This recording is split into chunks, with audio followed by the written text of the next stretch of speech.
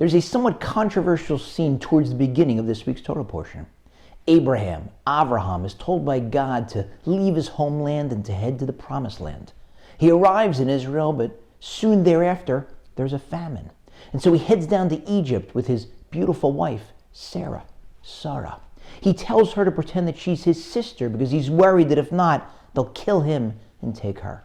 But she's kidnapped nevertheless by none other than Pharaoh, taken to his palace, and God has to intercede miraculously in order to save her and Avraham, and then Pharaoh sends them away with great wealth. Many of the commentators defend Avraham's action during this episode, but one in particular, the Ramban, Nachmanides, one of the earliest, greatest of the commentators, finds fault with Avraham. He says that Avraham's actions herein, rather than staying in the Holy Land and relying on God to help him out during the famine, constituted an accidental but great sin.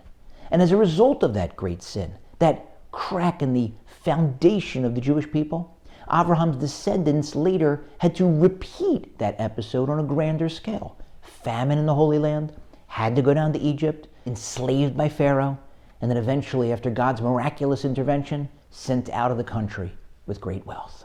One of the later commentators draws an interesting lesson from the comment of the Ramban criticizing Avraham. He says, you see from this that our leaders, even the greatest of our leaders, were human, just like we are. They were not infallible, nor are we. If we make a mistake, we have to regret it and then correct it.